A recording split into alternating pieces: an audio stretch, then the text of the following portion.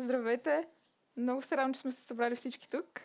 Аз съм Емила Лилия Петрова, студент съм в магистърска програма по политически мениджмънт и тук сме се събрали, за да си поговорим малко за демокрацията днес, тъй като ние, джензитата, в момента живеем в време доста, така да кажем, неспокойно, но все пак сме я приели като даденост и рядко се запираме и се запитваме тя какво реално прави, как тя реално функционира днес, какво стои зад обществените нагласи, каква е ролята на средата, в която ежедневно се срещаме с информация, често противоречива, поляризирана и наситена с всякакви внушения.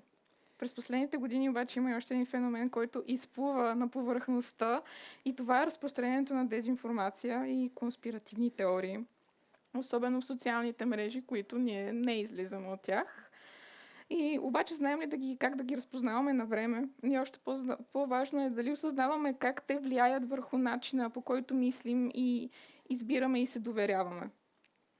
Този разговор днес ще ни даде, няма да ни даде еднозначни отговори, но ще ни даде пространство за диалог и за размисъл. За това как подобни наративи оформят политическите ни възгледи, подкопават или изграждат доверие към институциите и влияят върху способността ни да водим смислен и аргументиран дебат. И най-важното, може би ще си поговорим и за въпроса какво стои зад демокрацията. Това процес ли е, в който ние всички участваме и участваме ли съзнателно? И днес с мен ще си поговорим с доктор Христо Панчулов, на който давам думата, да се представи накратко. Добре. Христо Панчугов съм, да. Така или иначе асистент в политически науки на Нов български университет. Вече твърде отдавна.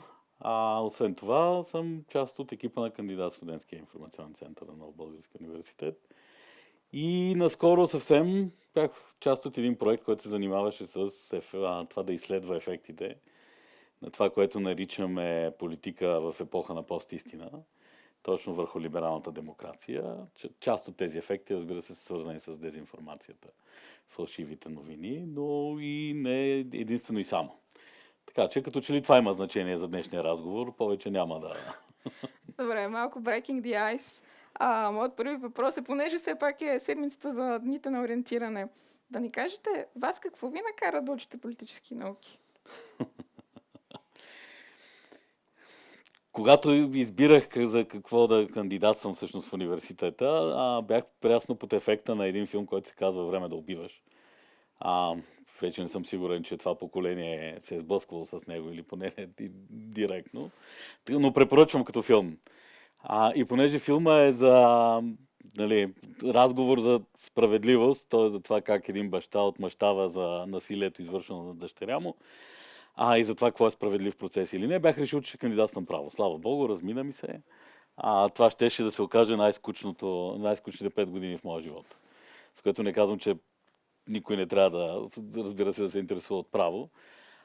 Но да, политически науки ме привлякоха веднага, в момента, в който започнах да ги уча. Не беше планирано истински, но пък се оказа и като процес, и като метод, и като теми, които се обсъждаха, доста по-интересно за мен. И всъщност живота ми е пълен с иронии, така или иначе, едната от които е, че не понасях философия, сега ми се налага да я преподавам.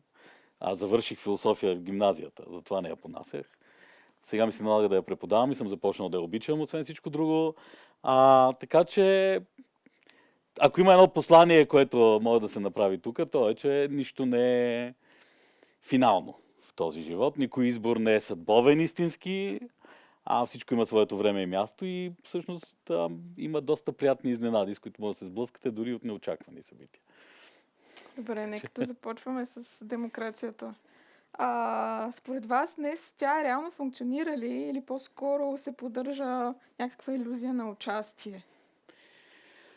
Първо да кажем, че демокрацията е продукт на 3 процеса, поне. Тоест участието само една малка част от това какво е демокрация. Другите 2 процеса и другите 2 неща, на които си струва да обръщаме внимание, са тези въпроси, свързани с представителството.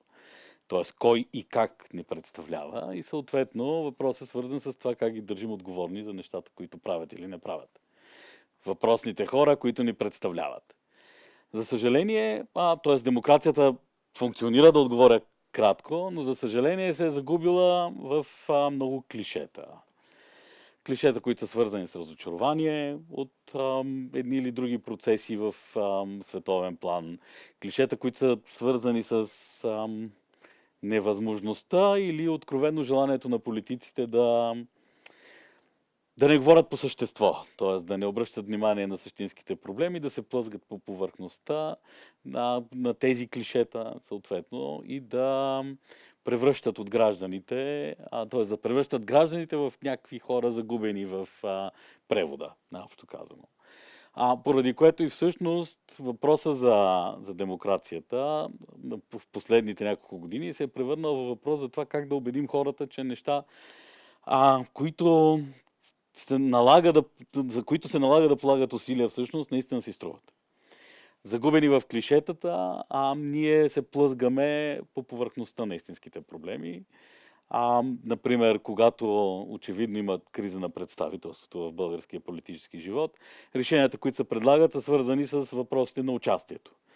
Тоест, смятаме изведнъж, че ако гражданите започнат да участват повече, представителите ще станат други. Изведнъж ще станат руси, високи, синеоки, умни, красиви, откъде да си ги внесем. Съжалявам, но не е това решението на казуса. Да, бих искал да видя повече участие от страна на гражданите, но това не решава автоматично само по себе си проблемите. И по тази причина е необходимо, когато говорим за демокрация, да си даваме сметка, че всъщност трябва да се инвестира във всеки една от тези посоки. Участието на гражданите не се свежда единствено и само до гласуване. Ние сме също така някак си свикнахме това да е фокуса на обществената активност.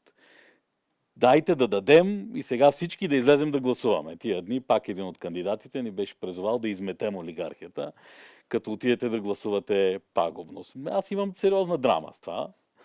По няколко причини. Първо, очевидно хората, за които гласувам, не се справят с тази задача. Второ, продължавайки да гласувам, някакси също тази задача не се решава. Трябва да се намери друг механизъм. И всъщност, ако имаше нещо, което последния протест можеше да направи, това е да счупи това разбиране. Тоест да сложи край на простата сентенция. Събираме се, разхождаме се, терапевтираме се, всички се радваме много на това как протестираме. И че гражданското общество в България продължава да участва някакси, затвърждаваме го в себе си и то спира там. Съжалявам, че правя този паралел с терапията, защото тя има своите ползи, разбира се, но точно това е смисъл на терапията, някакси да ви отдалечи от това, което поражда несигурност, недоволство, гняв и да ви вкара в разговор за това как градивно да излезете от него. Опасявам се, че обществените процеси обаче с терапия не се решават. Те се решават с гняв, решават се с счупване на неща, които не работят там, когато е необходимо това да се случи, и с прескачане на лесните решения. Ако беше толкова лесно, демокрацията щеше да е естественото състояние на човека. Тя не е. Тя е само за около колко? 200 години. Горе-долу. Не, малко повече. Айде. Напреднахме във времето. Но 3 века да се е задържала, като част от политическия процес. Преди това човешката история е друга история. Тя не е на демокрация. И причината за това е, че не е лесно. Изисква усилия, ежедневни от всеки един от нас.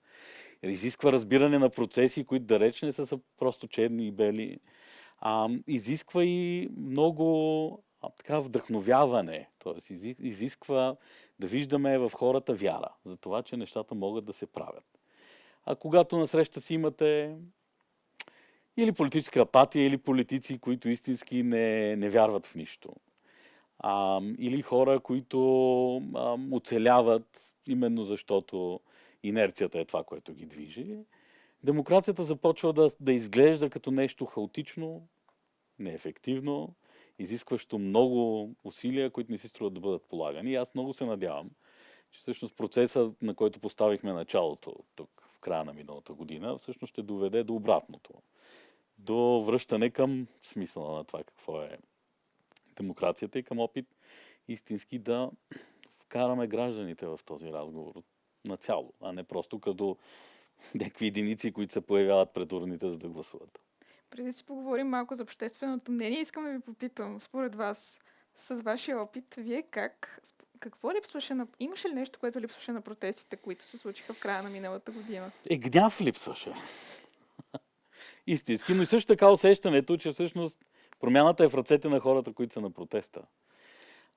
Стандартната сценка, в която някой се изправя отпред, говори, нещо се случва там, хепанинга продължава, ние си тръгваме, очевидно не породи вторичния разговор. Вторичният разговор е как първо търсите отговорност на хората, които доведоха тази ситуация за пореден път в България. И то не е неизменно, това не са неизменно враговете ни. Разговора за това как се протестира в България е разговор за това как ние мразим другите. Ако не харесваме Дилян Пеевски и Бойко Борисов, лесно се организираме да протестираме срещу тях.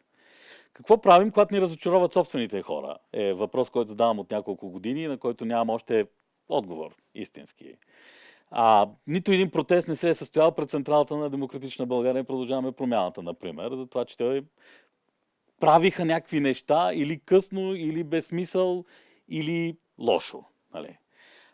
С което не искам да се фокусирам само върху тази страна. Разбира се, това важи за всяка друга политическа формация, за която вие може да се сетите. Големия въпрос на липсата на политическо лидерство е в това, че ние не знаем как да се държим със своите. Как търсим отговорност от тях. Но най-вече, каква е нашата роля в този процес? Протеста, сега всички ми казват, ама ти не можеш да очакваш гражданите сами да решат, че искат нещо да правят. Напротив, не само мога, ами го очаквам. Най-вече защото всичко друго вече беше пробвано. В този смисъл протеста трябваше да започне другия разговор. Той трябваше да започне разговора как от тази енергия, която се е събрала там, може да се генерира начало на процес, който да излъчи лидерство. Не е задължително да намерите лидера на площада, нито да. Не го очаквам хората да имат готова рецепта, да кажат ти си човека, който ще промени българската политика. Но разговора за организацията, за събирането, за това как се създават структури отдолу нагоре, за това как този протест можеше да се окаже началото на такава структура, която естествено да излъчи лидерство в седмиците, в които той се развиваше. И това лидерство да се окаже фокуса на промяната, която ние в момента чакаме на тези избори, беше съществен разговор този протест. Тя обаче така и не се състоя за пореден път. По тази причина, някакси от 2014 година това, което чупи всеки един протест в българската политика и което беше мит, удобно подклаждан, обработван, отглеждан и развиван през последните години, е мита за това, че гражданите са нещо различно от политиците. Или че гражданския протест не е политически, той не трябва да търпи политиците сред себе си и не трябва всъщност да има политически функции и глупости. Как участваме? Как решаваме въпроса за участието на гражданите, ако ние постоянно ги убеждаваме, че те нямат политически функции? Че не зависи от тях това да направят политическа промяна. И това усещане трябва да се обърне, трябва да се изчупи. Ние трябва да видим разгневени граждани, защото някакси те са гнева е това, което води до убедеността, че вие може да постигнете нещо. Другото е констатация. Ние знаем от 15 до 20 години кой е Дилян Пеевски и той продължава да е същото. Ние знаем от 20 години защо едно политическо пространство не може да се обедини. Виждаме едни и същи елементарни грешки да се правят постоянно със същия този ентусиазъм, в който в началото. И това продължава да не се променя. Очевидно нещо трябва да ни вбеси. Ако не става ясно, аз съм достатъчно бесен. Въпросът обаче е, че някакси не намираме механизма, по който да въвлечем гражданите в този процес.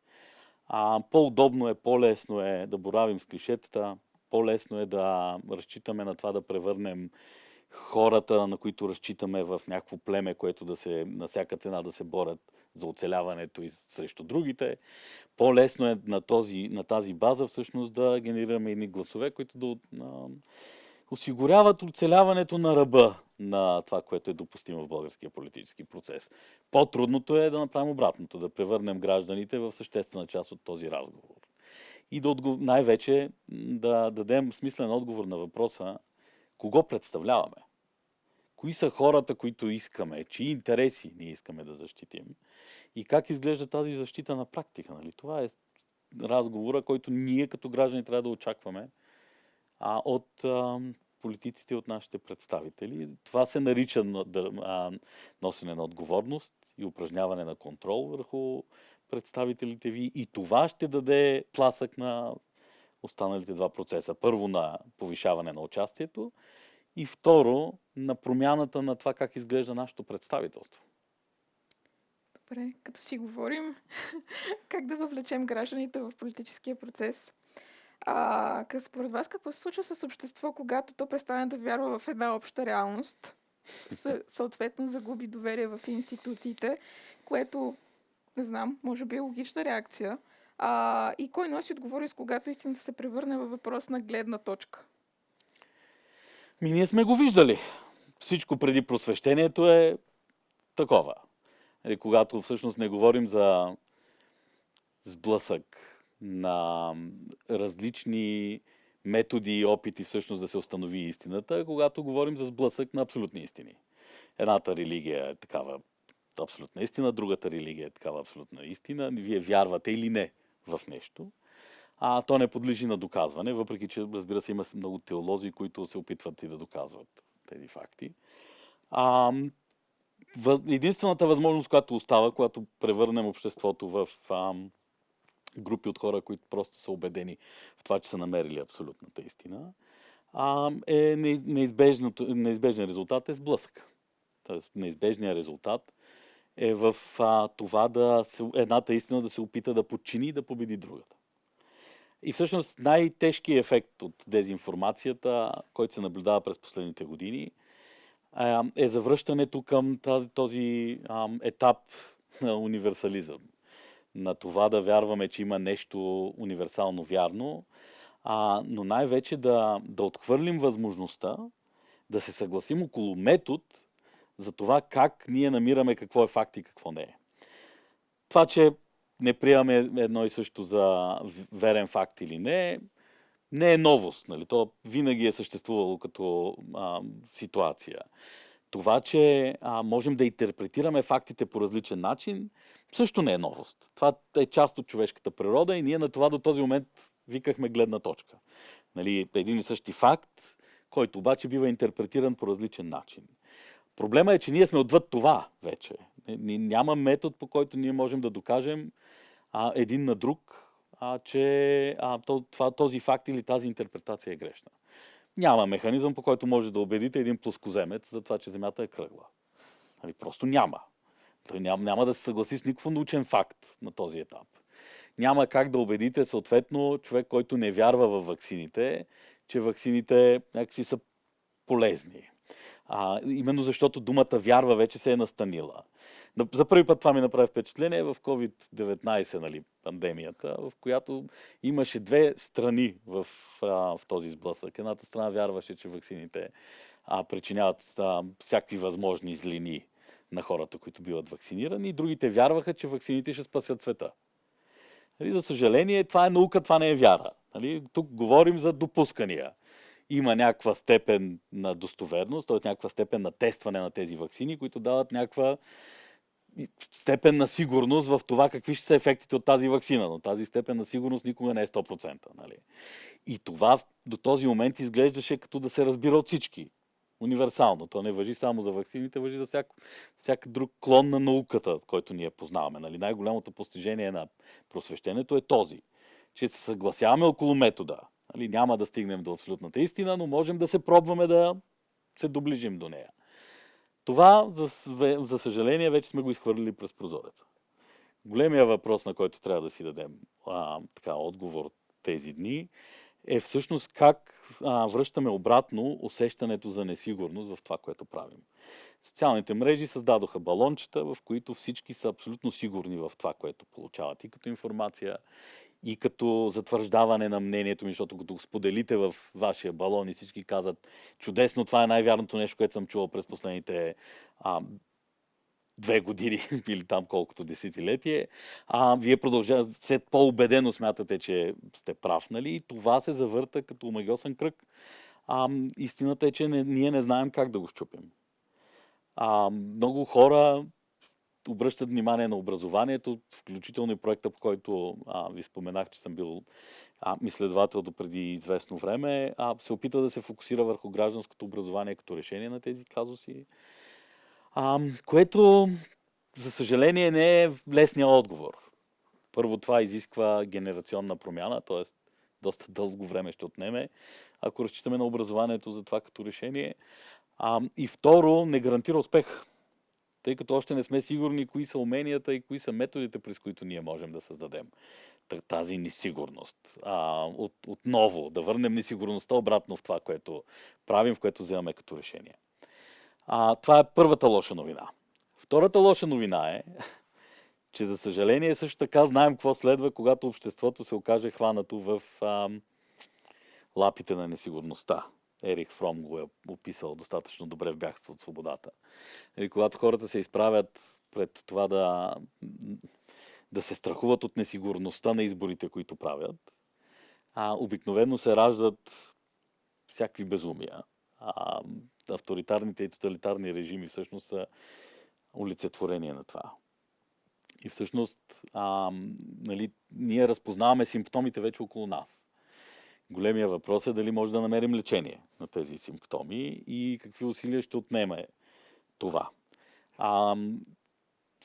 Това са лошите новини. Има ли добра?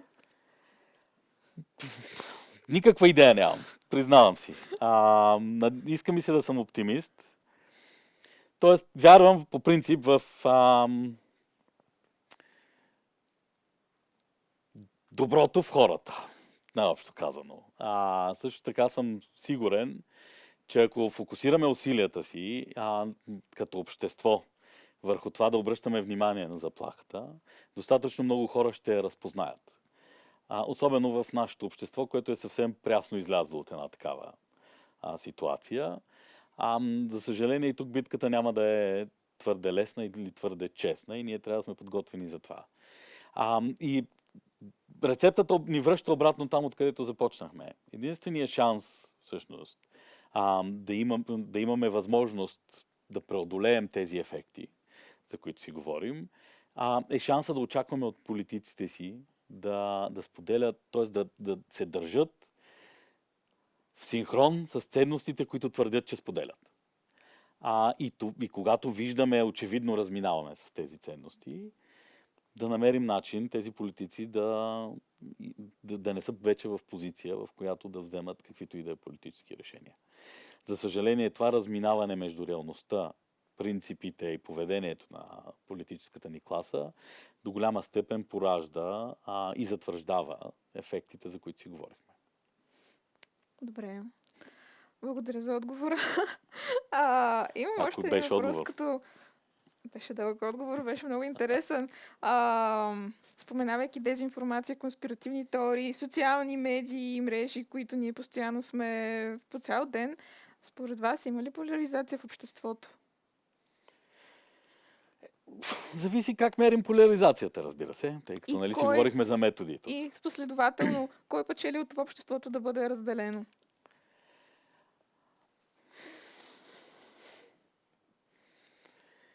Добре, да почна с поляризацията. Има радикализация. Това не съм сигурен, че все още е поляризация. Тоест не съм сигурен, че може да идентифицираме рязко две страни до степен, в която те не позволяват всъщност да се намери някаква среда. Тоест цялото обществените отношения да се въртят около това противопоставяне. Не съм сигурен, че в момента ситуацията в България е такава. Това трябва да се измери, разбира се, да видим. Но очевидно има радикализация. И тя се дължи на същите тези причини, които обсъждахме. Някакси усещането, че има вярна и грешна страна в тази битка, която никой не си представя. Значи, ако накарате хората да ви кажат от коя страна са, ще го направят лесно. Ако ги накарате да дефинират битката, в която са, това очевидно ще отнеме доста усилия, да не кажа, че вероятно няма да се получи. Въпреки това обаче, усещането, че някакси е въпрос на живот и смърт. Тоест или сега, тук и веднага ще постигнем уникална и бърза победа, или всички ще умрем, извинявам се за израза, създава усещането за радикализация, създава усещането за противопоставяне, което до голяма степен е измислено и фалшиво, и за съжаление чупи публичната сфера. Наскоро си отиде Юрген Хабермас, който роди тази концепция. Но тя е фундаментална и е важна, защото всъщност е основата на демокрацията. Значи, понеже си говорим за демокрация, тя е невъзможна в ситуация, в която имате такова напрежение, такъв конфликт. Тя е невъзможна в общества, които не са постигнали споразумение за това, че ги очаква общо бъдеще. Нали, демокрацията е изобретение на националните държави. Колкото да ни се иска, ние не можем все още да я приложим дори на ниво Европейски съюз, именно по тази причина. Тъй като липсва съгласие за това кой принадлежи истински към тази общност и кой не. Сега работи се по въпроса, някои хора твърдят, че вече сме прескочили тази липса на несъгласие, аз не съм чак такъв постмодернист. Но така или иначе, политическото пространство, т.е. публичната сфера, илюстрира възможността противоречащи си интереси да могат да водят разговор помежду си.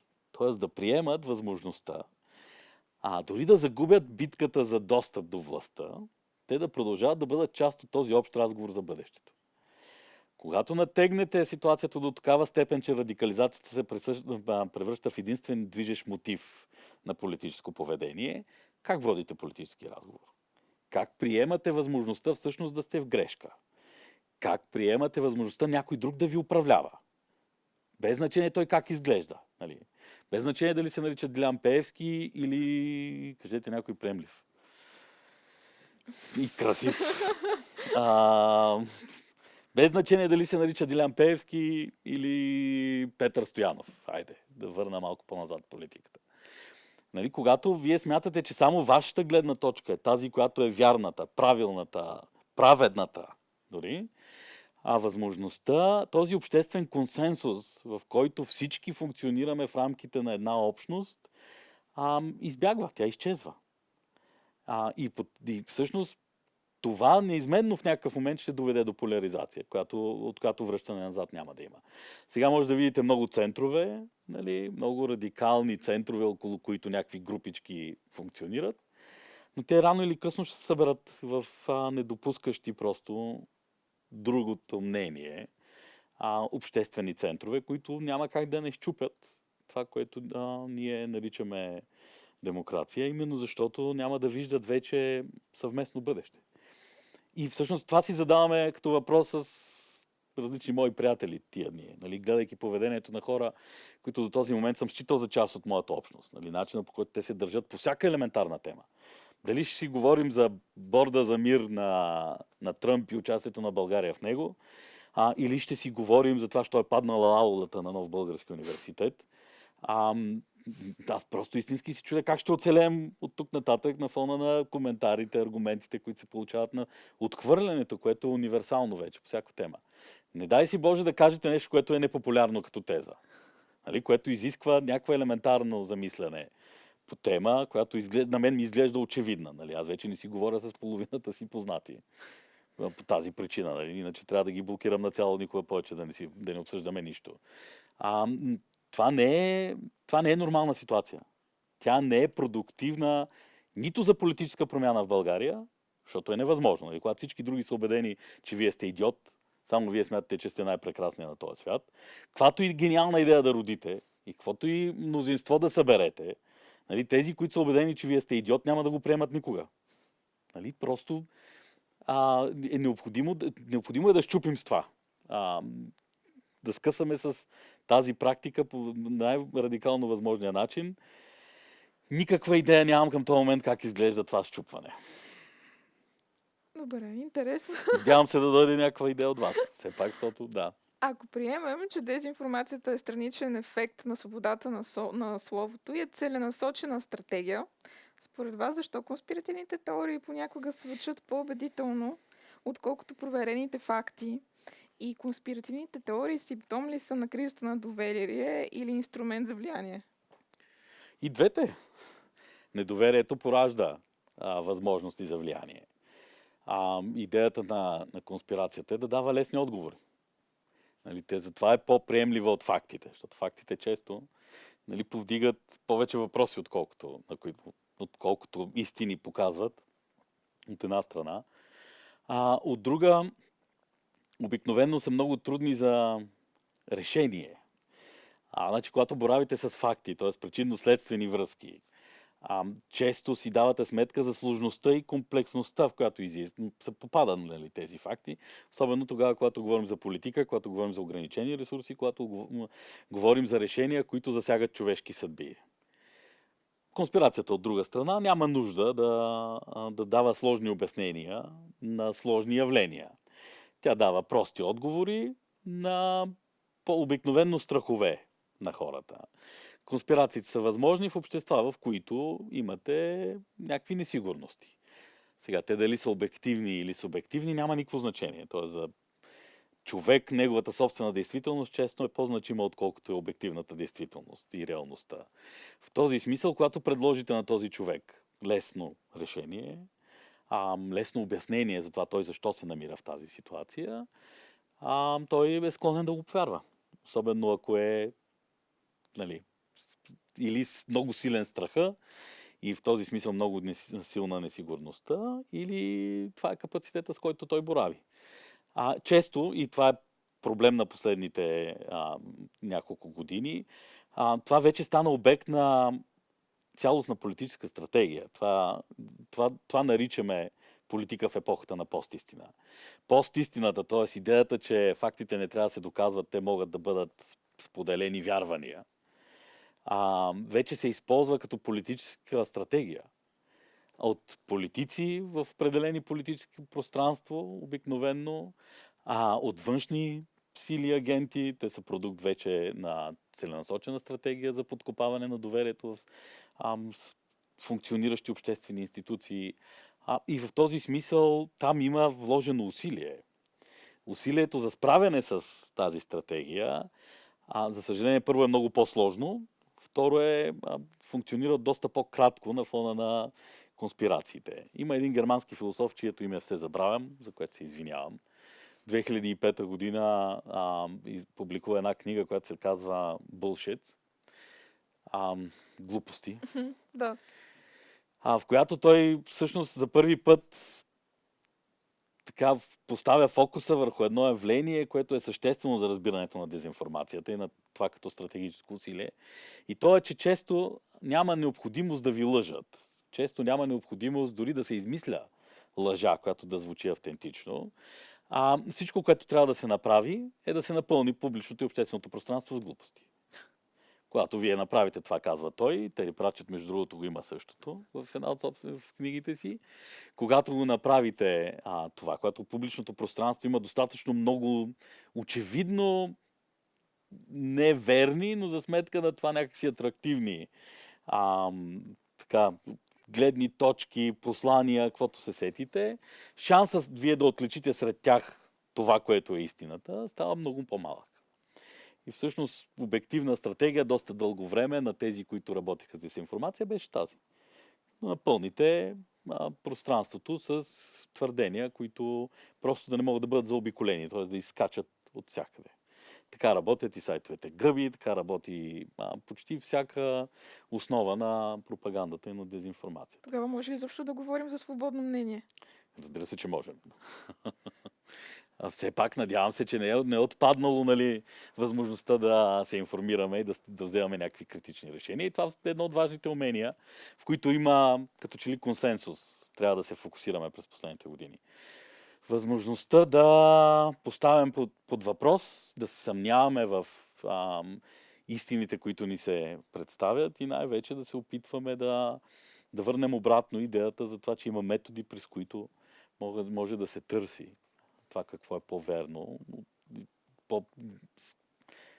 по-вероятно да бъде истина, отколкото неистина в общественото пространство. Ако вземем сега времето на алгоритмите, в които сме попаднали, според вас социалните мрежи могат ли повече да информират или те ни създават едни паралелни реалности, в които живеем? Създават. Имаме и всъщност можем директно да посочим какъв е ефект от това. Единият ефект е Брекзит, другия ефект бяха първото избиране на Тръмп за президент.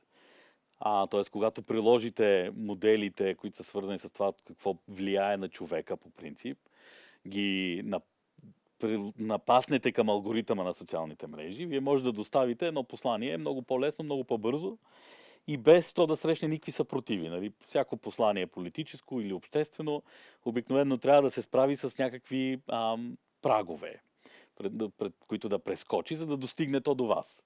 Не дай си Боже и да ви повлияе. Нали? Това вече е съвсем сложно. Тези прагове са свързани с вниманието ви, с това какво харесвате, какво не харесвате, на какво сте склонни да се доверите, какво не. Нали, всичко това са важни елементи от комуникацията по принцип. Когато обаче алгоритъма достави на правилния човек правилното послание, без изобщо то да мине през тези прагове, шанс, разбира се, да ви повлияе е доста по-голям.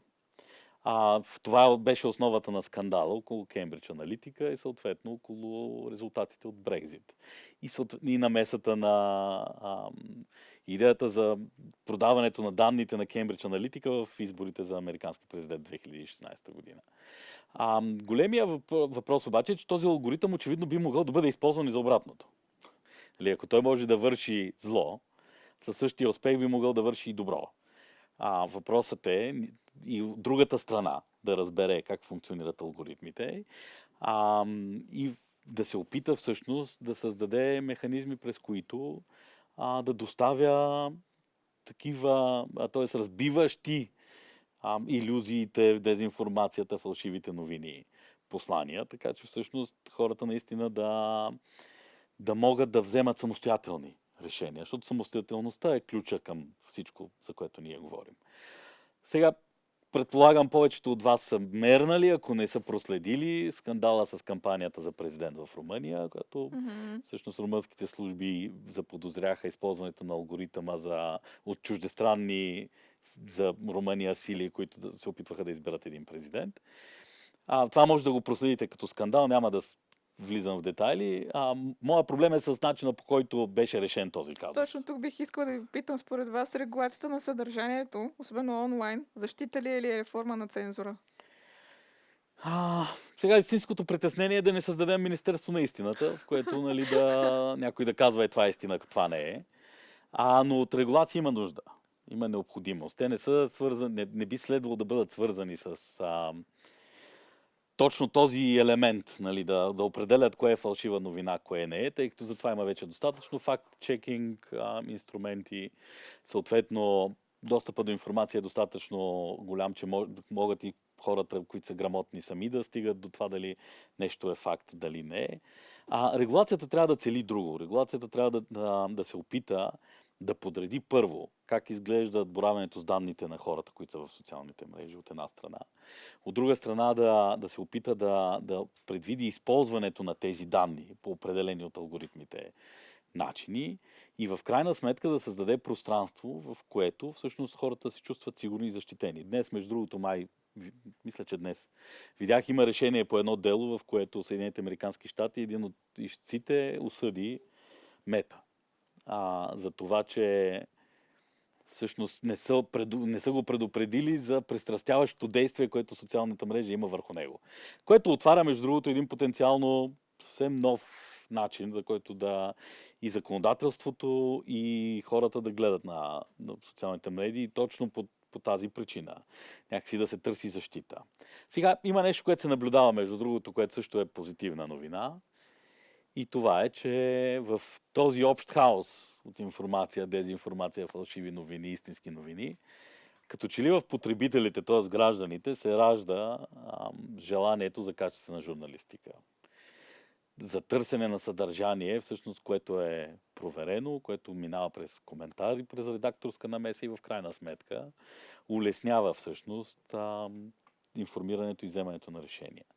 И това трябва да бъде подкрепено. Другата част от регулацията, за която ние говорим, трябва да е насочена в тази посока, в възможността да се финансират инициативи, които всъщност осветляват доколкото могат първо поведението на тези мрежи, които по-скоро предизвикват фалшиви новини и дезинформация, и да стимулират създаването на мрежи от журналисти, връщат професионалните стандарти в тази сфера, така че всъщност ние да можем да разчитаме на някакви на смислена журналистика и на смислени медии.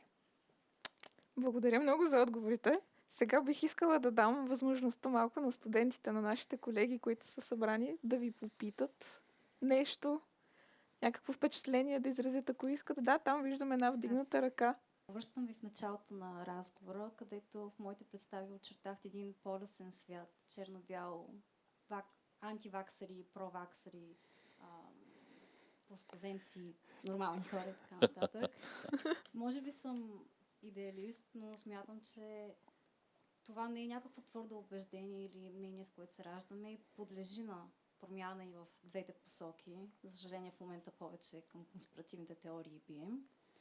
И тук идва отговорността на медиите, за която споменахте, на институциите, на публичните политики, на комуникирането на важни въпроси. И не искам да се хващам с някаква чувствителна тема като ваксини или война, но прост пример. Преди в началото на века голяма част от хората на европейско ниво са проявявали скептицизъм към кръводаряването заради липсата на информация, полезно ли е, вредно ли е, рискове има ли и така нататък. Към момента много по-голям процент са положително насочени, настроени, стимулира се кръводаряването, което според мен идва именно през една правилна, неагресивна комуникационна кампания. За съжаление, когато става въпрос за различна тема, по-деликатна, например ваксините, отново тема здраве, изпадаме много в крайности. Ако някой е на противниковото мнение, в противниковия лагер е обвинен в всяващ дезинформация, мен ми се ще да вярвам, че понякога става въпрос за мисинформация, за неволно допусната грешка и неточност. Според вас, какъв е пътят, какви са инструментите? Нека да не прехвърляме цялата отговорност на медиите, но предполагам, че те са част от решението. Към момента са повече част от проблема. И не е само тяхна, да. Аз съм напълно съгласен. Това важи и за ваксините, когато биват измислени. Нали? Дълго време отнема, за да убедят хората, че трябва да бъдат заразени с вируса, от който тях ги е страх. Така или иначе, докато изтестваме всичко това. И да, продукт на комуникация е. Продукт на споделена отговорност, не само в медиите. Сега, разбира се, аз бях и съм го казвал включително и публично тогава, изключително потресен от начина, по който се допускаха в национален ефир всякакви хора с всякакви гледни точки, само защото, нали, това някакси прави предаването интересно. Отговорността на журналиста, професионализма на журналиста и отговорността на медията всъщност е да създава пространство, в което подобни откровенни лъжи и дезинформация не могат да бъдат допускани. Във връзки с този проект, за който говорихме, интервюирах няколко журналисти, включително тези, които бяха част от медии, в които вече бяха създадени собствени факт-чекинг инструменти. БНТ, БНР, нали, имат собствени факт-чекинг служби вече.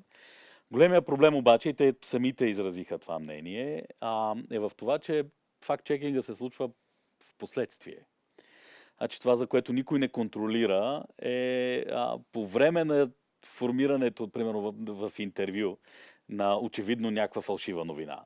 Тоест събеседник, който казва очевидно неверни неща, самия журналист не реагира, тъй като или няма познанията, или не се е подготвил, или не го хваща в момента. Съответно, то вече се превръща в фалшива новина и чак тогава техните факт-чекинг инструменти сработват. Всъщност, едното решение е да върнем наистина стандарта за висок професионализъм в журналистиката, ако можем. Тая работа, знам, че все пак съм в сферата на образованието. Нали? Колкото и да съм скептичен, вярвам в образованието като възможност. Но и за добро или за лошо, мисля, че самите професионални организации ще се опитат, защото това ще е спасението им. Тоест, дали ще продължат да съществуват като медии или не, до голяма степен ще зависи от това. Това от една страна. От друга страна, разбира се, тази споделена отговорност лежи в това, което наричаме интелигенция, което като че ли напоследък е избягало от всякакви обществени процеси. Причината българската политика да е толкова лишена от въображение място е, че истински интелигентните хора не се занимават с нея. Което значи, че тях не ги дразни това, което се случва около нас. Гнева, както да се върна на тази тема, е всъщност това, което променя и което води до развитие в някаква посока. И в този смисъл ми се иска все да видя повече интелигентни хора, ангажирани с тези процеси. Разсъждаващи по тях, пишещи по тях, творящи по тях. Самия факт, че съвременното българско изкуство не се гневи на това, също ми е странно. И всъщност няма... Винаги художници, мислители, интелигенция са били двигателите на разговора за промяна. Това, че вие не го откривате в съвременното изкуство, не го намирате в съвременните романи, до голяма степен произведени в българската интелигенция, показва, че за добро или за лошо то не е съществена част от дебата в българското общество. По-скоро за лошо, от моя гледна точка. И на това също трябва да се сложи край. Тоест трябва да напомним на хората, че е добре да си дадат сметка, че колкото и да работи в момента балончето им, те да живеят добре, всичко да е прекрасно и подредено, то неизменно ще се спука съвсем скоро. И изолираните гласове в посока, в която да се опитат да премислят българското публично пространство като такова, в което да възстановим разговорът, да върнем обратно и усещането за метод, за факти, за причинно-следствени връзки, за сложни политически решения, които не са непременно черни и бели, е споделена отговорност. И тя не може да бъде наистина хвърлена единствено и само на плещите на гражданите. Напротив, някой трябва да поведе тая битка. Най-малкото може да започне разговор за това как променяме българското образование. Смислен разговор. Не такъв, който да се вгледа в учебните планове, не такъв, който да финишира с поредния скандал, в който да се чудим кое произведение да влезе или да излезе от учебниците. Смислен разговор за това как изглеждат уменията и знанията, които ние искаме да видим в следващото поколение, напускайки образованието. Също много хубав пример около COVID-19 имаше няколко изследвания на това какво работи и какво не в годините на пандемия в българското образование. Всъщност всички тези анализи показваха едно и също. Децата масово не се справяха с задачите, които изискваха от тях самостоятелна подготовка. Тоест, ако в тези времена родителите не са били до тях, не са се справили с тях с някакви задачи, огромна част от българските ученици са абсолютно неспособни да управляват времето си, да вземат самостоятелни решения за това какво е важно, какво не е и да се самоподготвят в различните уроци. Вместо да стъпи на този анализ Българското Министерство на образованието или учителското съсловие или Янка Такева като самодържец на българския учителски синдикат и всъщност да предложи адекватни учебни структури, които да вкарват тези знания и умения вътре в себе си. Ние видяхме няколко отчета за това колко успешно се е справило Министерството с това да осигури компютър на всеки един ученик. И в подобна ситуация, в която ние не можем да проведем нито един смислен и съществен разговор,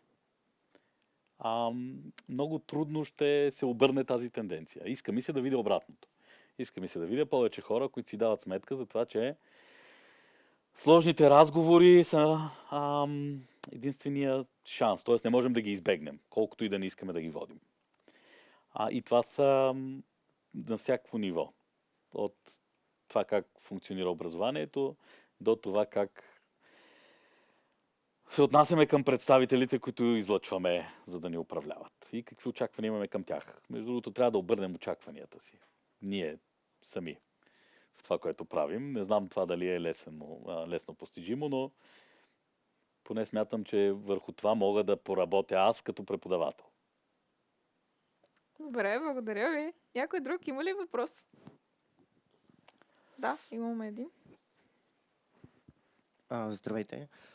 Първо бих искал да благодаря за така интересните разсъждения.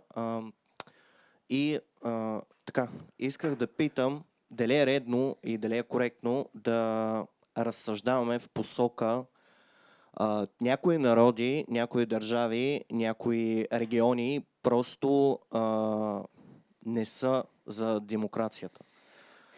Имаме много ярки примери, където демокрацията си пробиваше пътя, примерно от 1991 до 1999, една много голяма държава, обаче това нещо не стана и сега може много ярко да се види как не стана.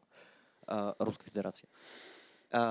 Също така, докъде тук е ключовата роля на политическата апатия и дали това е ключов фактор или имаме нещо отвъд това? Благодаря. Добрата новина е, че не трябва аз да дам отговор на това въпрос. Дал го е някой доста по-умен от мен. Разбира се, дали сте съгласни или не с неговото заключение, ще ви оставя сами да вземете решение.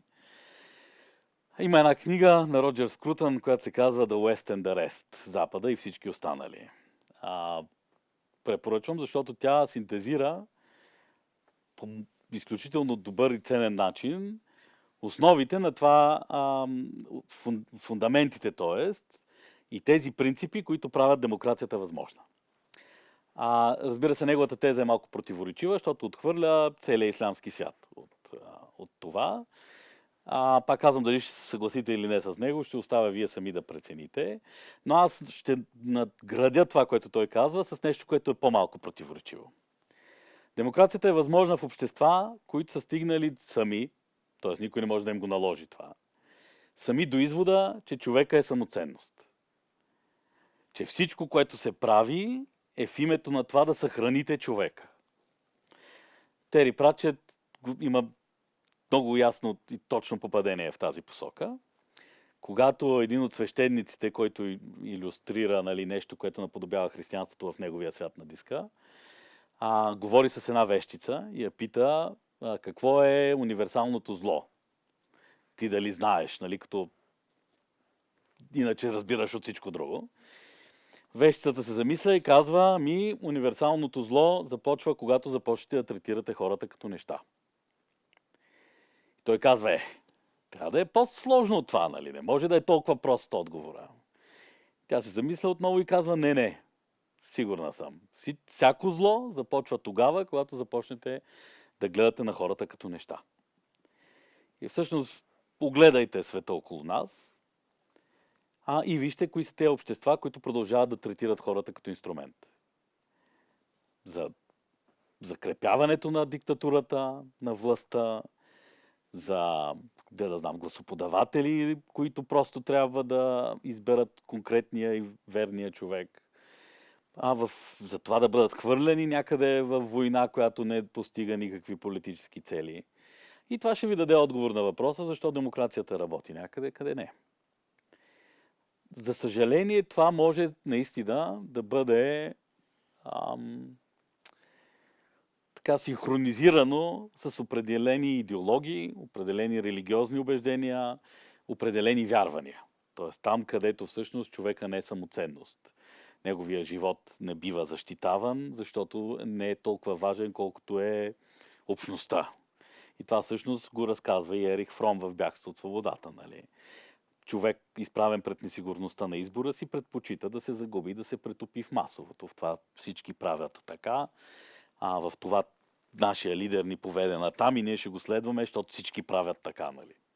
Това е, за съжаление, се връща като разказ в съвременността ни. И на това трябва да бъде сложен край. И да, не знам дали е съвпадение, случайност, комбинация от много фактори, вероятно всичко е едно от тези неща. Но демокрацията се ражда в европейски контекст, именно защото преди да се роди тя, разговорът е за това как човека може да бъде защитен, защото е самоцелно. Там върховенство на закона, идеята за обединение на граждани, които да постигат собствените си цели, свободата като ценност. Нали? Това дали може да бъде прехвърлено другаде, аз нямам никакво съмнение, защото другите хора са като нас.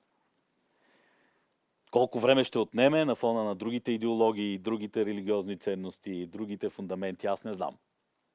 И дали трябва да се откажем от тази възможност, убеден съм, че не. Фарид Закария ражда този термин за нелиберална демокрация, именно разглеждайки възможността всъщност демократични процеси да започнат в общества, които не са стигнали до този извод. До извода за хората като за равни самоценност. Виктор Орбан пое този термин, нелиберална демокрация, наложи на нещо много специфично. Нали? неговата идея за културното превъзходство на унгарската нация, която не допуска други типове религии, етноси, нали, каквото там се сетите в основата на унгарската традиция. Но той въпреки това твърди, че това е демокрация. Не е възможно такова нещо като нелиберална демокрация. Тоест, ако нямате разбирането, че всички хора са ценни сами по себе си, без значение как изглеждат те, не може да създадете демокрация. Раждате нещо друго, което неизменно свързва с конфликт, който не можете да избягате. Замислящо. Някой друг има ли въпрос? Да, здравейте. Благодаря ви за интересния разговор. Казвам се Иван Крумов и съм студент втора година в програмата Международна политика на френски език. Въпросът ми е относно това, което казахте, че липсваше гняв по време на тези протести в гражданското общество. Аз съм на горе-долу същото мнение, но много често чувам аргумента как едва ли на едно болно общество с едва ли не с бъркан морал, като например всеки е готов да даде 20 евро на един полицай, за да не бъде глобен или наказан, как може то да се справи с проблемите в държавата и как едва ли не трябва да е топ-даун процес, т.е. отгоре надолу, не отдолу нагоре. Как бихте отговорили на такъв аргумент, който аз лично не споделям, но ми е интересно, защото много често го чуваме по телевизията и го чухме наскоро с Асен Василев, например, който го каза в едно от интервютата си. Първо, ми се струва необходимо едно уточнение да направя. В протеста имаше гняв. Проблемът е, че той беше терапевтиран. Тоест той не остана, някакси се загуби в оставката. Случи се оставката и всичко приключи.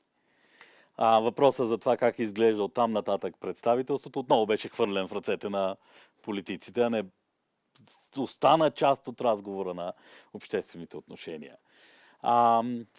И да, въпросът за политическото инженерство, за съжаление, винаги е бил част от българската политика. Нали? Идеята, че вие може да сътворите каквато и да е институция и тя неизменно ще доведе до политическа промяна. Оттам и постоянния разговор за българската избирателна система, оттам разговора за това дали президентска пък парламентарна република. Нали? Усещането, че в момента, в който подредите едно нещо, то неизменно ще доведе до някакви последици.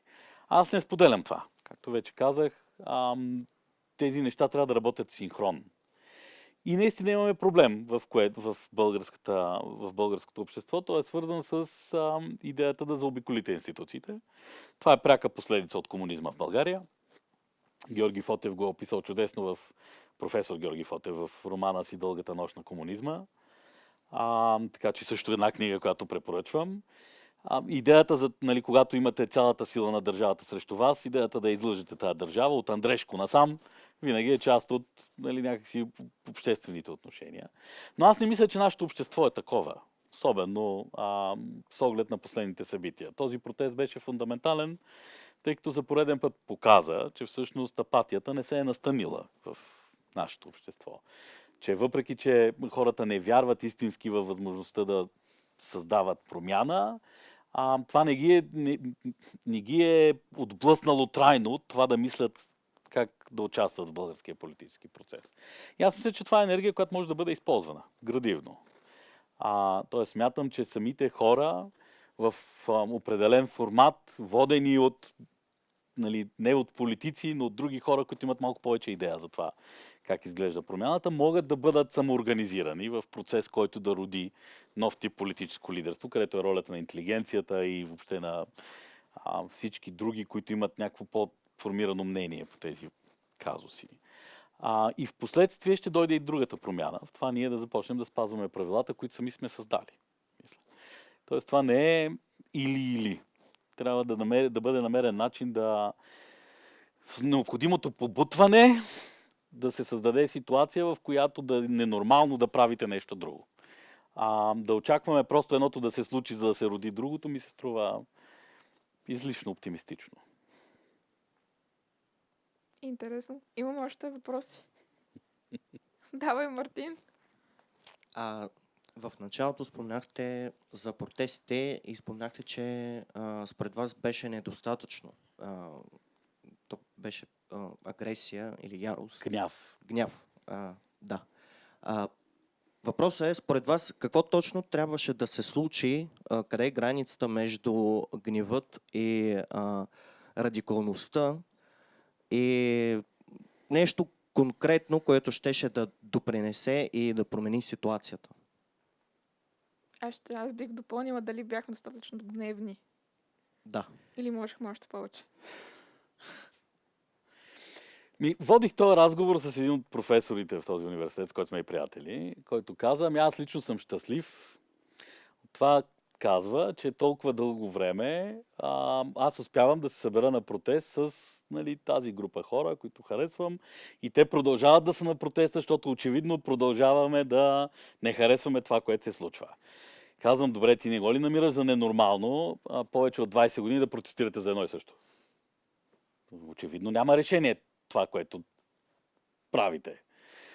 Щом то продължава да бъде част от българския политически процес. И това всъщност описва ситуацията. То е радостно събитие. Вие се виждате с приятелите на този протест.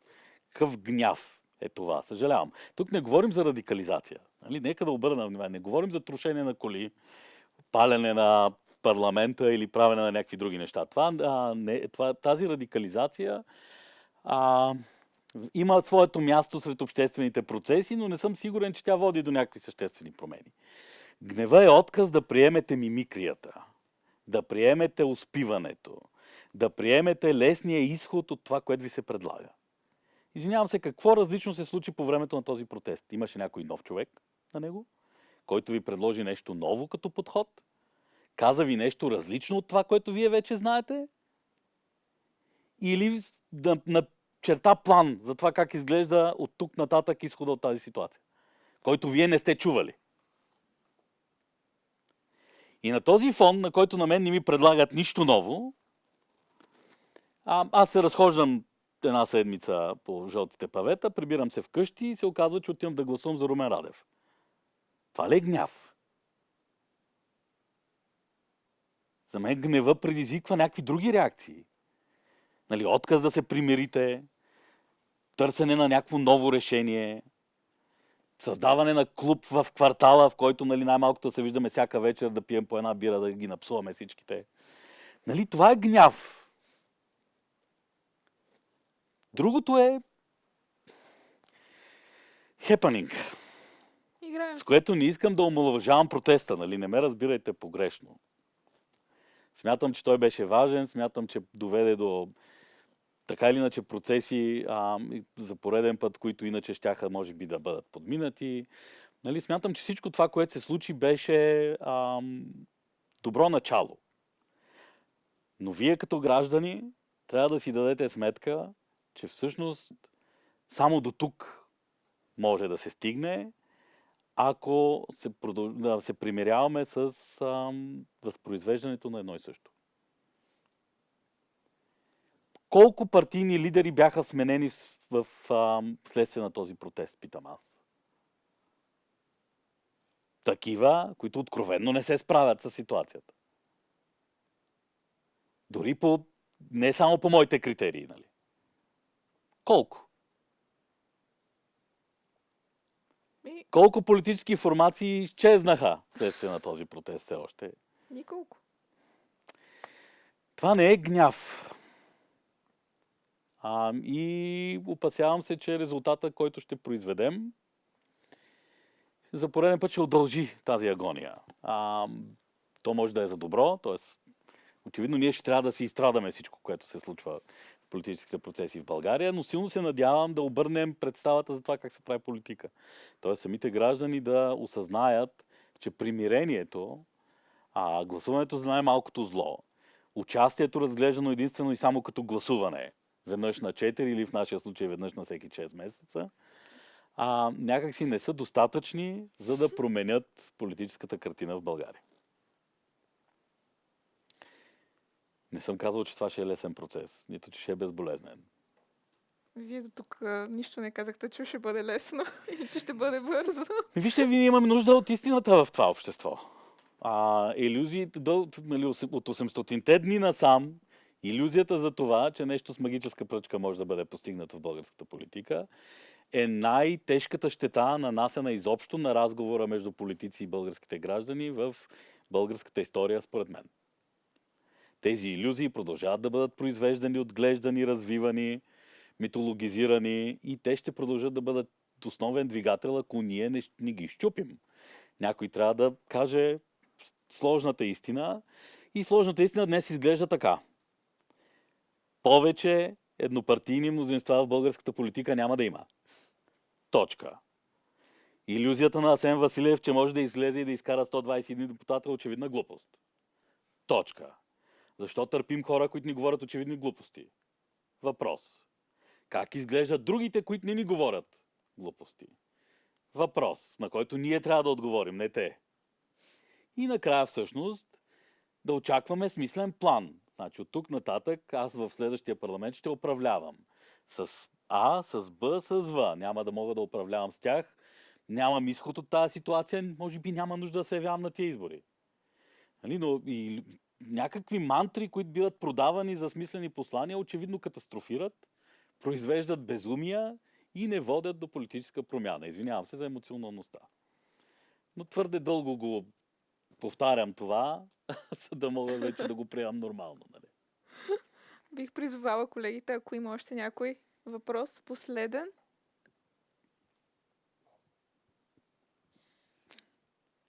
Да. Здравейте! Някакси от всички неща, които казахте, въпреки че ги намерих за интересни, неизменно възникна въпроса, всъщност говорейки за гнева на гражданите в едно общество, в което са прекалено смесени политическия, икономически живот, социалните явления и така нататък. Всъщност, ние всички със сигурност сме се докосвали до истории за подкупени съдии, за наместа на мафията в ежедневния живот и така нататък. В този случай как така, т.е. не как така, защото знам, че гнева се задържа, понеже аз и моето обкръжение от хора сме все още ядосани за това, че няма промяна всъщност. Но как за по-голямата част от хората се задържа това усещане на гняв пред това да си сломен с неща, които освен това да, нали, сам да го поддържаш. Има прекалено голяма част от хората, които не са добре информирани, предпочитат да не гледат примерно новини, за да не се ядосват, или си имат фаворит, или семейството им влияе по някакъв начин. В този смисъл голяма част от хората избират да напуснат примерно държавата. Немалка част от моето обкръжение също. Какъв съвет давате по този въпрос? Как? Трудно. С ежедневни усилия. Тези усилия изискват събиране. Да се изолирате сами се в това да бъдете вие самостоятелно или с няколко други човека, функциониращи в гнева си срещу това, което се случва, няма да свърши работа. Тоест необходимо е да може да си представите как да съберете повече хора и как това събиране може да реши казуса. За съжаление, обикновено се сещаме за такива ситуации в моменти, в които има доста трагични инциденти, но ние сме ги виждали в българското общество. Вследствие на дълго отлагани от институциите решения се случва някакъв трагичен инцидент, вследствие на което хората бързо си отглеждат гняв и бързо се събират, за да решат този казус. Това обаче не е ситуацията във всички други случаи, в които няма, да кажем, такъв трагичен инцидент. Значи, миналия ден водих един разговор с една студентка в граждански знания и умения, в който беше същия. Тя каза, добре, да на мен НАП ми влизат във фирмата и ми затварят всички, т.е. блокират ми всички банкови сметки, докато не мине някаква инспекция, аз не мога да работя, бизнеса ми не функционира. Хубаво да е, вие единствената ли сте? Този разговор го водя с бизнеси от десетилетия насам. Нито в една община в България бизнеса не се е обединил срещу тази практика. Да внесе, примерно, промяна в закона, според който НАП първо трябва да доказва някакви неща, преди да може да блокира каквото и да е. Ако толкова много хора са пострадали и са гневни от тази ситуация, това трябваше вече да се е превърнало в законодателна инициатива, не ли? Къде е гнева тук? Наистина е трудно, защото примирението е по-лесно. Това да се примири, да мине тази въпросната проверка на НАП, да си пратите на работниците да гласуват правилно, примерно, за да не ви се случват повече такива проверки, е по-лесният изход, отколкото да се огледате, да видите дали има други като вас и заедно да направите нещо. Също, ако има нещо, което трябва да се промени в българското общество, е това. Усещането за това, че има други като вас, които могат също да се включат в тази битка. Че вие не сте сам. Че може да имате доверие на някой друг. Тази липса на доверие в българското общество, което също директно може да проследим до комунистическото ни минало, за съжаление е в основата на това, защо гневът се изпарява бързо или бива така угасен от подобно примирение. Не съм сигурен дали примирение е точната дума. Трябва да разпознавате хората около вас, да разпознавате в хората около вас съюзници по тема, която е важна. И най-вече да сте наясно с едно нещо. Никой няма да го свърши вместо вас. Тоест някой да тръгне да прави подписка, ако на вас тази подписка ви е важна, няма да се случи. Ще трябва да я започнете вие, ще трябва да минете през това да съберете хората за тази подписка, ще трябва да поддържате интереса им дълго, защото това отнема години. Нали, някои хора имат някакъв план в началото, някакъв гняв, който се задържа известно време, след това умира. Нали, успешни са тези хаузи, които успяват да поддържат този гняв достатъчно дълго, че да постигне успех. Разбира се, ако тук не говорим за гняв, който отива и запалва местния парламент, например. Това е друг тип. И всичко това не е лесно. Демокрацията, за съжаление, изисква подобен тип жертви постоянно и ние трябва да убедим себе си и българските граждани, че тази жертва си струва, т.е. че демокрацията си струва. Аз мисля, че това убеждение в момента е поставено на съмнение и на колебание. И ние със собствения си пример и с очакванията, които имаме от политиците, трябва да върнем това убеждение. Демокрацията си струва. Тя си струва, защото е единственото нещо, което може да гарантира моята собствена свобода. И понеже това е истинския залог, аз ще направя каквото е нужно, за да браня тази демокрация. Без значение колко се опитват да ми убедят, че няма смисъл, без значение колко е трудно, без значение колко малко съюзници имам. Нали?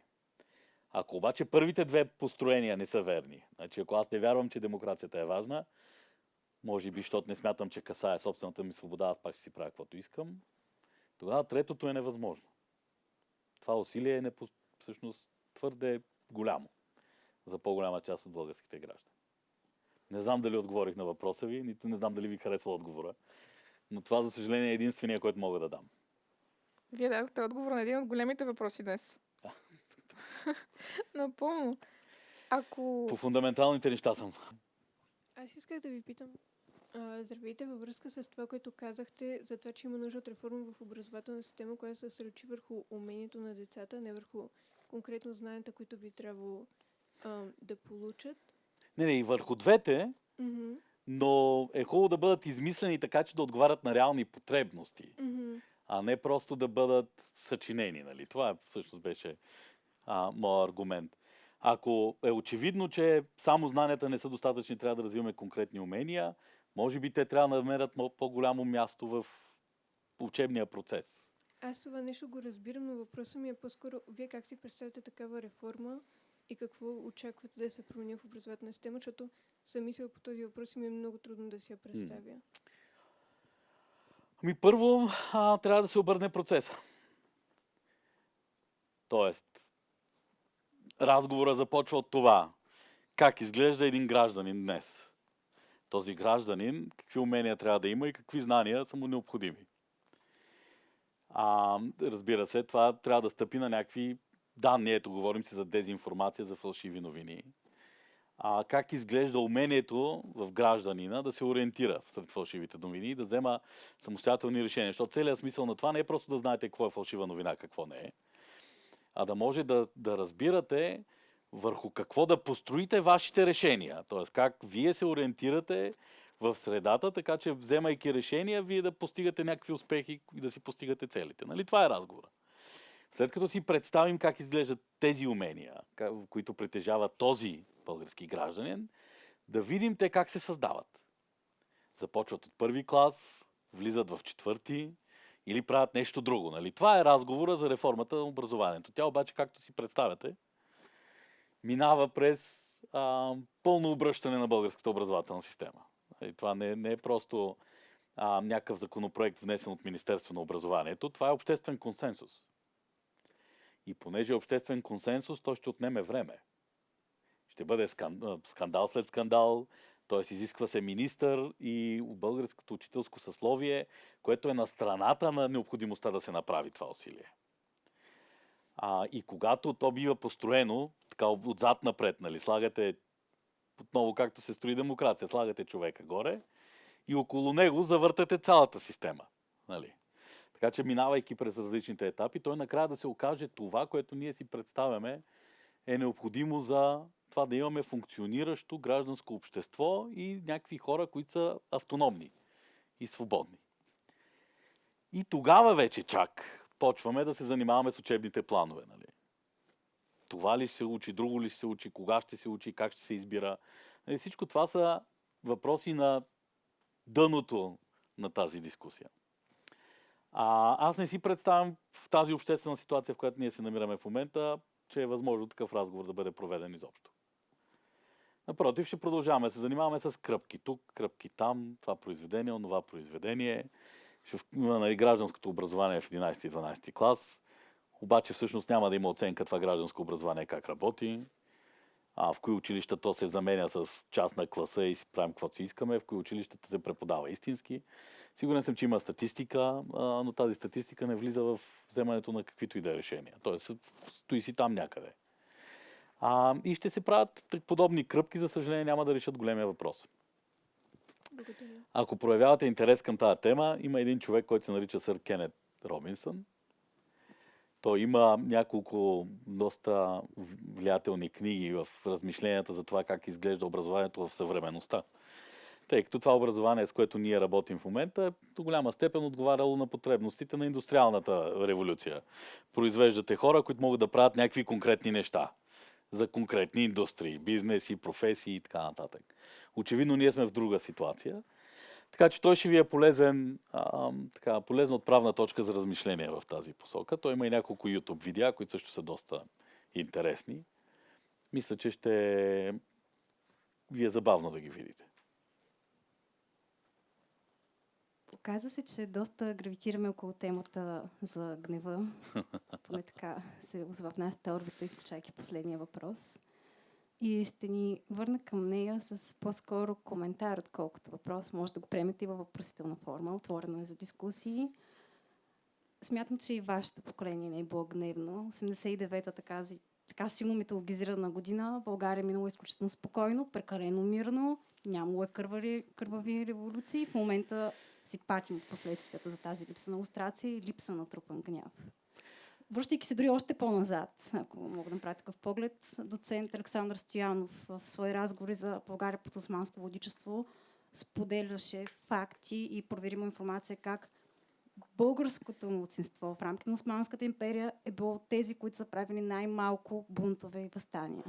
Така че моето непрофесионално наблюдение е, че просто ние не сме гневна нация, ние сме неудовлетворена и апатична, където просто няма пространство за гняв. Но това е вече тема на тотално различна дискусия и разговор. Благодаря. И аз благодаря за коментара. Не знам дали можем да направим това заключение, но със сигурност, като че ли българското общество няма достатъчно двигател, т.е. драйв в постигането на каквото и да е. Оставете гнева, нали? Той гнева е само част от това, си говорим за промяната. Но по принцип отдадеността на това да се постигат някакви неща, т.е. как се гледа на успеха по принцип, е като че ли по-фундаменталният дефицит, така да се каже. По принцип, Иван Хаджийски, предполагам сте чували за бит и душевност на българина, проследява тази тенденция доста назад във времето, в фразата «живее си». И той връща назад някъде до болярско време, т.е. там до Търново като столица на Третата българска държава, в което тази фраза била началната точка и от нещо, което бива дописвано след нея. Това е: живее си като опозиция, а ние тук мреме. Нали, това как се гледа на управлението и на хората, които са обикновените хора, т.е. на успелите, се превръща в, нали, така някакси по-скоро проклятие, отколкото нещо, което се стремите да постигнете. И може би частично в това можем да проследим тенденцията, която и вие сте забелязали. Но да, извън личните цели и ценности, като че ли такива големи неща, които българин е искал да постигне, са по-скоро изключения в българската история.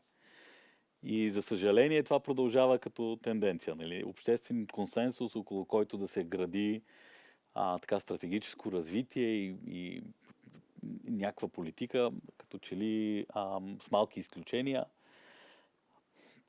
отсъства в българския политически живот. И да видим дали това как се обръща. Това е включително и друг разговор за образованието. Нали? Как създаваме хора, които да бъдат истински водени от вътрешните си така очаквания и желания, и как гледат те на успеха от тук нататък, е важна дискусия. Цяла теория има за това, защо капитализма се ражда в протестантските нации на Макс Вебер, така че ми подозирам, можем и тук да търсим всъщност как да създадем такива усещания, очаквания, нагласи в българските граждани, които да стимулират подобен тип развитие. Както и наш професор беше казал, българите са възпитани темерути. В някакъв смисъл, слава Богу.